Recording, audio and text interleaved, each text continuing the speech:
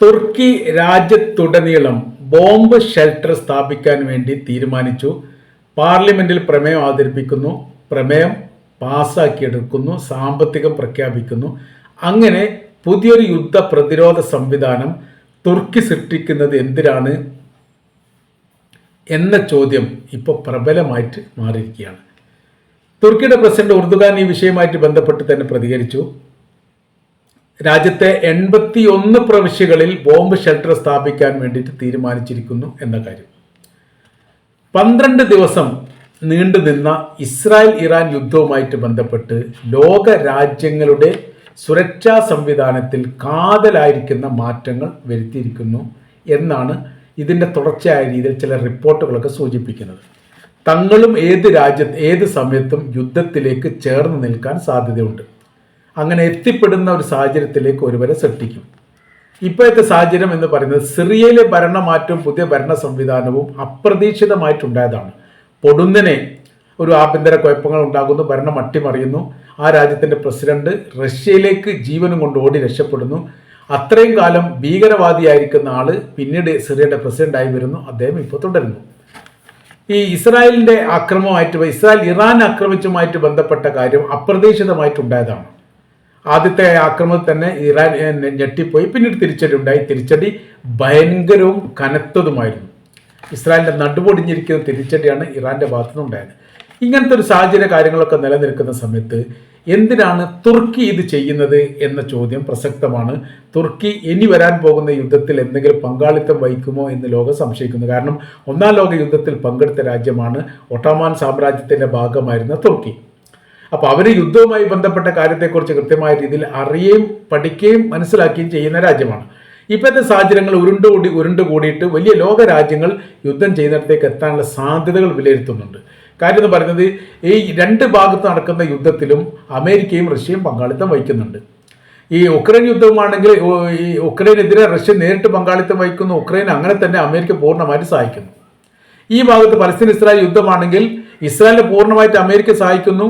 അവിടെ യുദ്ധം നടത്തുന്ന ഈ ഫലസ്തീൻ്റെ സംഘടനയെ ഇറാൻ സഹായിക്കുന്നു, ഇറാൻ റഷ്യ സഹായിക്കുന്നു. അങ്ങോട്ടും ഇങ്ങോട്ടൊക്കെ ലിങ്ക് ഉണ്ട്. അപ്പോൾ രണ്ട് രാജ്യങ്ങൾ അല്ലെങ്കിൽ രണ്ട് ഭാഗത്ത് നടക്കുന്ന 4 രാജ്യങ്ങളുടെ യുദ്ധത്തിലും റഷ്യയും ഈ അമേരിക്കയും പങ്കാളിത്തം വഹിക്കുന്നുണ്ട് എന്നുള്ളത് കൃത്യമാണ്. ഇപ്പോൾ ഇവർ പറയുന്ന കാര്യം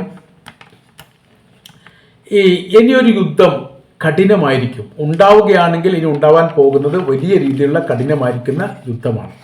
അതുകൊണ്ട് പരമാവധി ഇറാനെ പ്രതിരോധിക്കാൻ വേണ്ടി ഇസ്രായേലിന് സാധിച്ചത് അവരുടെ കയ്യിൽ ഈ പറയപ്പെട്ട പോലെയുള്ള ഈ ബോംബ് ഷെൽട്ടറുകൾ, ബങ്കറുകൾ അവർ സ്ഥാപിച്ചിട്ടുണ്ട് എന്നുള്ളതാണ്.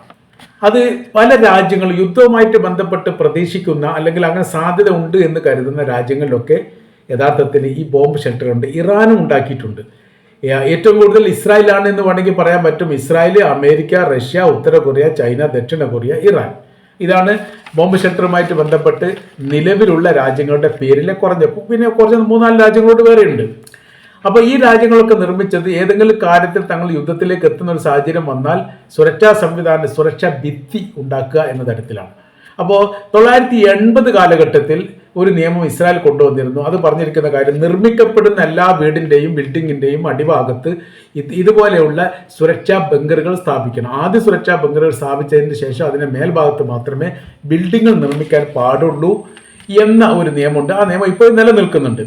മറ്റുള്ള രാജ്യമൊന്നും യുദ്ധം പ്രതീക്ഷിക്കാത്ത രാജ്യമാണ്. യുദ്ധത്തിന് പോകാനോ യുദ്ധത്തിന് പോകാത്തതുകൊണ്ട് യുദ്ധത്തിൽ നിന്ന് തിരിച്ചടി കിട്ടിയോ രണ്ടും ചെയ്യാത്തതുകൊണ്ട് അവരെ സംബന്ധിച്ചിടത്തോളം അവർക്ക് പ്രശ്നമില്ല. അവർ ആ വിഷയത്തിൽ ഇടപെടാറില്ല. എന്നാൽ സ്ഥിതിക്ക് മാറ്റങ്ങൾ വന്നു. തുർക്കി ഒരു പക്ഷേ യുദ്ധത്തിൽ ഇറങ്ങാൻ സാധ്യതയുണ്ട്. അങ്ങനെയാണെങ്കിൽ ഏത് പക്ഷത്താണ് എന്നുള്ളൊരു ചോദ്യങ്ങളും ഉണ്ട്. ആ ചോദ്യത്തിന് ഇപ്പോൾ കൃത്യമായിരിക്കും ഉത്തരമല്ല. ഇസ്രായേൽ ഇറാൻ ആക്രമിച്ച സമയത്ത് 2-ലധികം മിസൈലുകളോ യുദ്ധവിമാനങ്ങളോ പോയത് ഈ തുർക്കിയുടെ ആകാശത്തിലൂടെയാണ് എന്നൊരു പരാതി ഉണ്ടായിരുന്നു.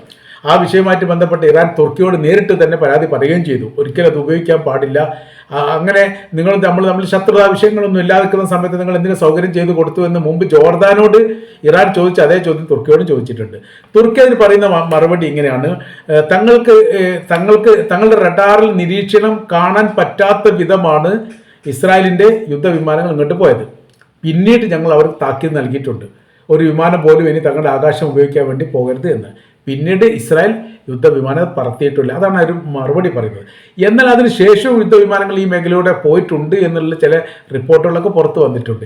ഏതായിരുന്നാലും ഈ ഇറാനുമായിട്ട് അത്ര സ്വരച്ചേർച്ചയിലല്ല ഈ വിഷയത്തിന് ശേഷം എന്ന് പറയുന്നു. എന്നാൽ ഇറാൻ ഇസ്രായേലിനെതിരെ യുദ്ധത്തിന് നേതൃത്വപരമായിരിക്കുന്ന പങ്കാളിത്തം വഹിച്ചാൽ ഒരുപക്ഷെ തുർക്കി സഹായിക്കാൻ സാധ്യത ഉണ്ട് എന്നുള്ള വിവരമാണ് പുറത്തു വരുന്നത്. അപ്പോൾ ഏതൊക്കെ രാജ്യങ്ങളാണ് സഹായിക്കുക, ഏതൊക്കെ സഹായിക്കാത്തത് എന്നതിനെക്കുറിച്ചൊക്കെ വലിയ രീതിയിലുള്ള ചർച്ചകൾ ഇപ്പോൾ നടക്കും. ഡിവൈഡ് ആൻഡ് റൂൾ എന്ന് പറയുന്ന പോലെയാണ് ഇപ്പോഴത്തെ സ്ഥിതികളൊക്കെ. അറബ് രാജ്യങ്ങൾ ഏറെക്കുറെ പകുതിയുമായിട്ട് മാറാനുള്ള സാധ്യതകളൊക്കെ വിലയിരുത്തുന്നു. ഏതാണ് യുദ്ധം ഉണ്ടാവുന്നത് ഒരിക്കലും ഗുണപരമായിരിക്കുന്ന കാര്യമല്ല എന്നുള്ളതും അതിന് തങ്ങൾ അനുകൂലമായിരിക്കുന്ന നിലപാടില്ല എന്നുള്ളതും തുർക്കിയുടെ പ്രസിഡന്റ് തന്നെ പറഞ്ഞിട്ടുണ്ട്. ഇത് ഏത് രീതിയിലാണ് യുദ്ധം തുടങ്ങിക്കഴിഞ്ഞാൽ അവസാനിക്കാതെ കൃത്യമായി പറയാൻ വേണ്ടി സാധിക്കില്ല. അതിനവർ പറയുന്ന കാര്യം തുടങ്ങിയ യുദ്ധങ്ങളൊന്നും തീർന്നിട്ടില്ല, ലക്ഷ്യം ആരോട്ട് കണ്ടിട്ടില്ല, ആരും വിജയിക്കുന്നില്ല, ആരും പരാജയപ്പെടുന്നില്ല. എന്നാലും അതിന് നാശനഷ്ടങ്ങൾ ആ രാജ്യത്തിലെ മുഴുവൻ ജനങ്ങൾ അനുഭവിക്കുകയും ചെയ്യുന്നുണ്ട്. 3 കൊല്ലമായി ഇപ്പോൾ യഥാർത്ഥത്തിൽ ഉക്രൈനും റഷ്യയും തമ്മിൽ യുദ്ധം തുടങ്ങിയിട്ട് ആരാണ് ജയിച്ചത് എന്നോ ആരാണ് തോറ്റതെന്നോ ഇപ്പോഴും സമൂഹത്തിന് വ്യക്തമല്ല. പലസ്തീൻ ഇസ്രായേൽ തമ്മിൽ യുദ്ധം തുടങ്ങിയിട്ട് ഏകദേശം 1.5 വർഷം കഴിഞ്ഞ് 1.25 വർഷത്തിലേക്ക് എത്തുകയാണ്. ആരും ജയിച്ചിട്ടില്ല, ആരും തോൽക്കുന്നില്ല. ഇത് എവിടെ എത്തും എന്നുള്ള ആർക്കും പറയാൻ വേണ്ടി സാധിക്കുന്നില്ല. ഇസ്രായേൽ പോലും കുടുങ്ങിക്കിടക്കുന്ന ഒരു വലിയ സ്ഥിതിയാണ് ഈ യുദ്ധവുമായിട്ട് ബന്ധപ്പെട്ട വിഷയത്തിൽ ഇപ്പോൾ നിലനിൽക്കുന്നത്. അപ്പോൾ ഈ പ്രവിശ്യ കേന്ദ്രീകരിച്ചുകൊണ്ട് ബോംബർ ഷെൽട്ടറുകൾ ഉണ്ടാക്കുമെന്ന് തുർക്കി പറഞ്ഞത് മുൻകൂട്ടി ചില കാര്യങ്ങളൊക്കെ മനസ്സിലായത് കൊണ്ടാണ് എന്ന് നമുക്ക് തീർച്ചയായിട്ടും പറയാൻ വേണ്ടിയിട്ട് സാധിക്കുന്നതാണ്.